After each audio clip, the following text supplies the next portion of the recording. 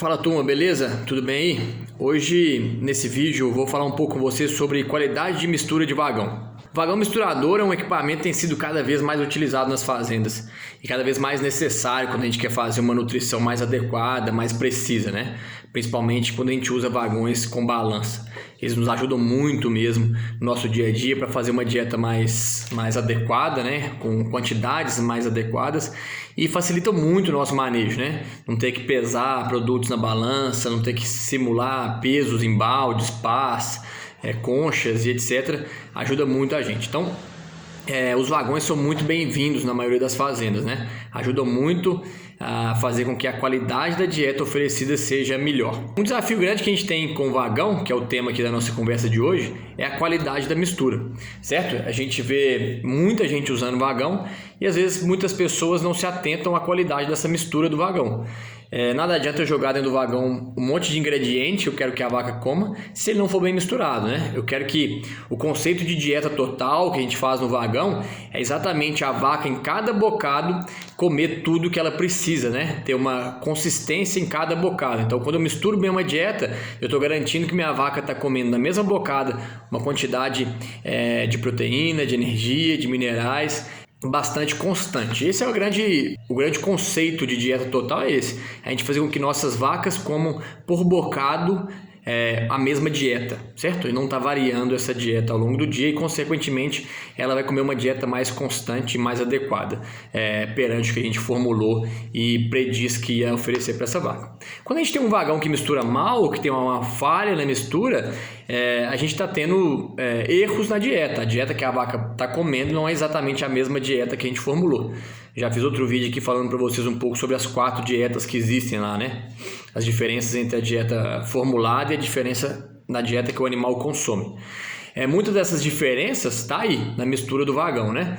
E existem uma infinidade de vagões. Hoje, cada vez mais, essa ferramenta tem ficado comum nas fazendas, como eu disse anteriormente. Então, as empresas têm investido em produzir mais vagões, né? Então, tem muitos vagões no mercado, várias marcas, vários modelos, várias formas de mistura do vagão, certo? E a mistura e a qualidade que esses vagões entregam à dieta varia muito entre os vagões. É assustador a gente ver como é diferente de um vagão para o outro, certo? Existem alguns pontos importantes para a gente ter atenção, ficar atento, independente do vagão que a gente use, para a gente poder ter uma dieta de qualidade, ter uma mistura de qualidade.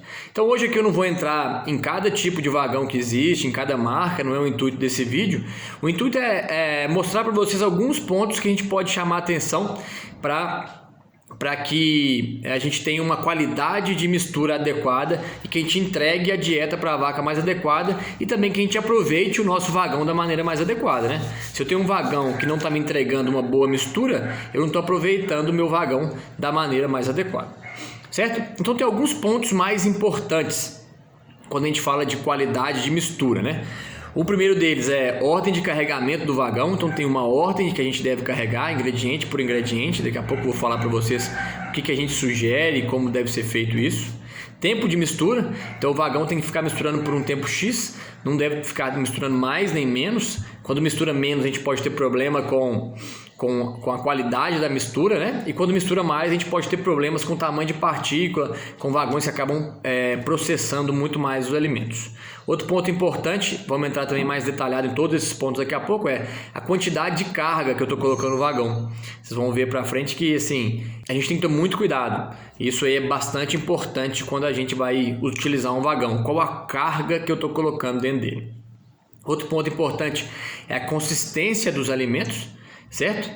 E uma pré-mistura e pré-processamento de alimentos. Existem vagões que não conseguem processar e misturar bem alguns alimentos. Vou dar um exemplo para vocês aqui. O feno é um grande exemplo que a gente tem. A grande maioria dos vagões não processa bem, não mistura bem feno, certo? Então, para usar ele bem numa dieta, a gente tem que pré-processar esse feno, né?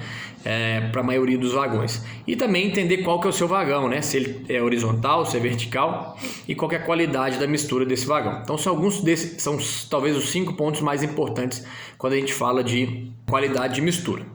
Um outro ponto super importante quando a gente fala de qualidade de mistura é desgaste do equipamento. Segundo alguns fabricantes, o vagão deve ser revisado a cada 500 cargas aproximadamente, certo? E o vagão é um equipamento que se usa muito nas fazendas, né? Ele usa o mesmo tanto que a gente usa ordenha. E muitas vezes a gente não dá atenção para ele, né? A ordenha eu vejo muito mais comum nas fazendas o pessoal dar atenção para as ordenhas e fazer revisões periódicas, já sabe de quantas ordenhas tem que trocar a teteira, já tem marcado as datas de todas as revisões. E talvez a segunda ferramenta que a gente mais usa na fazenda é o vagão, né? Que a gente usa em todos os tratos da fazenda. E muitas fazendas não tem 2 vagões, tem só um. A grande maioria das fazendas tem um vagão que vai ter que ser utilizado todos os dias. Então fazer essa revisão periódica no vagão é um ponto fundamental para garantir que ele funcione bem, certo? E esse é o outro ponto que é muito importante da gente fazer essa revisão sempre, é por isso que eu falei aqui anteriormente, né? Na maioria das fazendas, a gente tem só um vagão. Então, se esse vagão me deixar na mão, eu fico sem fazer trato, né? Eu tenho que me virar, arrumar uma outra maneira, que muitas vezes é muito mais trabalhosa para conseguir atender esse trato aí, ou então vou atrasar um dia, ou atrasar Obviamente a gente não vai deixar as vacas sem tratar um dia inteiro, mas vou atrasar por longo período e esses animais vão ficar com fome uma parte do dia, até chegar a mão de obra para arrumar e etc, né? Principalmente dependendo da sua região, se é uma região que não tem muitas revendas do vagão que você comprou, se não tem uma assistência técnica muito boa do vagão que você utiliza, essa revisão periódica é mais importante ainda, né? Para a gente estar de olho nela e fazer muito bem feito, certo? Um outro ponto super importante da gente trabalhar, daqui a pouco eu vou entrar nos outros pontos ali que eu falei antes, eu vou entrando em alguns outros aqui importantes também, é nivelamento do misturador. Isso parece que é meio besta, né? Mas quando a gente vai carregar o nosso vagão, ele tem que estar nivelado, ele tem que estar reto, né? Então quando eu vou colocar silo nele, quando eu vou colocar principalmente concentrados, que tem um peso maior, né? A gente tem que carregar ele nivelado. Quando eu carrego ele fora do nível, eu tenho uma chance desse alimento escorrer, né, para uma das partes do vagão e acabar não tendo uma mistura adequada. Tem uns trabalhos muito interessantes na literatura mostrando assim, antes e depois de nivelar o misturador, como que isso muda, como que a qualidade da mistura é outra, né? Voltando então naqueles pontos que eu falei antes para vocês, o tamanho da carga é outro ponto que é fundamental, né? Para a gente ficar atento e usar da maneira correta. A gente não deve trabalhar com ele muito cheio nem muito vazio. É muito comum nas fazendas a gente ver que os produtores querem superlotar o vagão, né? Encher ele muito para quê? Para otimizar, para ir menos vezes no silo carregar, para fazer menos tratos, vamos dizer assim, por dia. Porém, quando você está debaixo do vagão e você vê aquele topete lá por cima do vagão assim, você pode saber que provavelmente está errado isso aí. Por quê? Em geral, esses vagões, a gente não pode carregar eles demais. A gente tem que atentar para a carga dele e a maioria dos vagões misturam bem com até 90% da sua capacidade. Com mais do que isso, costuma não misturar tão bem. Obviamente que isso aí vai variar de vagão para vagão, porque as marcas são muito distintas uma das outras. E outro ponto muito importante, além da sobrecarga, é a subcarga, né? O que é isso? Carregar quantidades pequenas no vagão. Isso é muito comum de acontecer, por exemplo, para tratar lotes pré-parto de uma fazenda ou algum lote que tenha uma quantidade menor de animais. Em geral, a maioria dos vagões a gente não recomenda que se carregue menos do que 50% da carga. De novo, vai variar de vagão para vagão, mas em média, a gente não quer colocar menos do que 50% da carga nesse vagão, porque não tem uma mistura tão efetiva quando você tem mais do que isso. Então, basicamente, o que a gente tenta variar é de 50% a 90% da carga total do vagão. Se você tem um vagão de uma marca diferente, etc., que é melhor ou pior, tem que ficar atento a esses níveis também na sua fazenda, para ver que talvez o seu vagão você possa chegar até 100% da carga e possa misturar com 30% do total. Mas em geral, a maioria dos vagões que tem aí, a gente não gosta de trabalhar com menos do que 50% e com mais do que 90% da carga.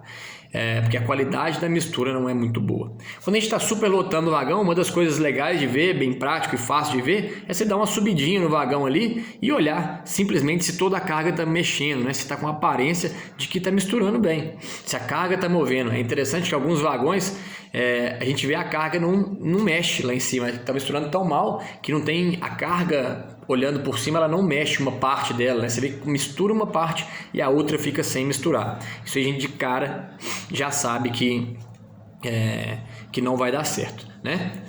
Bom, tempo de mistura. Esse tempo de mistura a gente mede após o último ingrediente. Então, depois que eu carreguei o último ingrediente, quanto tempo misturar? a gente gosta de usar 4 minutos mais ou menos 1. Ou seja, de 3 a 5 minutos, que normalmente é o tempo de mistura necessário para os vagões fazerem uma mistura adequada. Menos que isso, pode não ter uma mistura boa, e mais do que isso, a gente pode processar em excesso o alimento e pode estar gastando tempo à toa do vagão ali, do óleo diesel, etc., misturando. Bom lembrar que a gente tem que avaliar cada vagão, né? Cada vagão a gente tem uma maneira de avaliar. Mas no final aqui eu vou falar para vocês como a gente avalia essa mistura. Mas a gente tem que avaliar cada vagão. Não adianta eu marcar um tempo ótimo para um vagão médio e chegar na fazenda o seu vagão ser muito diferente dos outros. Então o que a gente faz normalmente é começar com 4 minutos, avalia a mistura e aumenta ou diminui o tempo caso seja necessário. Beleza? Um outro ponto importante que a gente falou anteriormente é a ordem de carregamento. Então, qual ordem de carregamento eu devo fazer no meu vagão? Em geral, isso não é 100% dos casos, mas a gente vai carregar primeiro fenos e palhas, certo? Depois grãos secos e ingredientes secos de baixa inclusão. Depois a gente vai usar subprodutos, certo? Úmidos, silagem de milho e depois os líquidos. Porém, algumas vezes a ordem de carregamento vai depender de cada vagão, certo? Então a gente tem que ter essa noção de que não existe receita de bolo exata, né? A gente tem que fazer a ordem de cada um dos vagões. Tem vagão que pode ser diferente um do outro. Lembrando que a gente falou aqui que o primeiro a ser carregado em geral são os fenos e palhas, mas que se a gente estiver trabalhando com vagão, por exemplo, horizontal, ele não consegue misturar um feno não pré-processado, né? Então tem que pré-processar. Hoje existem máquinas muito bacanas de moer o feno antes de jogar no vagão. Mesmo em vagões verticais, que normalmente tem uma qualidade de mistura melhor para esse tipo de ingrediente, a gente tem muito problema para misturar feno e algumas palhas. Então, o pré-processamento desse feno aí é muito importante para a gente ter uma qualidade da dieta final boa. É muito comum a gente ver em algumas fazendas que não pensam muito bem nisso. Elas simplesmente colocam o feno lá dentro, colocam no vagão. Tem alguns vagões que chegam até a embuchar, mas outros simplesmente não misturam bem. E aí você vê a dieta lá no coxo, você vê aqueles pedaços de feno espalhados pelo coxo e sem as vacas comerem, sem elas poderem acessar ele, sem elas quererem comer ele bem, né? Que em geral a gente está falando de feno muito seco, algumas vezes com uma palatabilidade não tão boa quanto o resto da dieta, e as vacas acabam optando por não comer e deixando esse feno de lado. Então o objetivo que seria dar uma fibra para a dieta, para aumentar a ruminação, etc., acaba a gente não tendo ele, né? A gente tem na dieta formulada, a gente tem uma dieta perfeita, mas quando a gente vai ver o que a vaca está realmente comendo, a gente não tem uma dieta perfeita. Nós estamos longe disso, né? Então ficar de olho nos fenos para a gente pré-processar eles sempre que necessário é muito importante. Tem máquinas bem bacanas aí hoje que não custam muito, você coloca um fardo de feno inteiro dentro dela, moe aquele fardo e você depois joga no vagão ele já pré-processado e costuma ter resultados muito melhores. Esses são alguns pontos super importantes quando a gente vai falar de qualidade de mistura, de entregar um alimento de qualidade, entregar uma dieta de qualidade de uma maneira bem efetiva e bem segura. Outro ponto muito importante da gente chamar a atenção é para os ingredientes de baixa inclusão.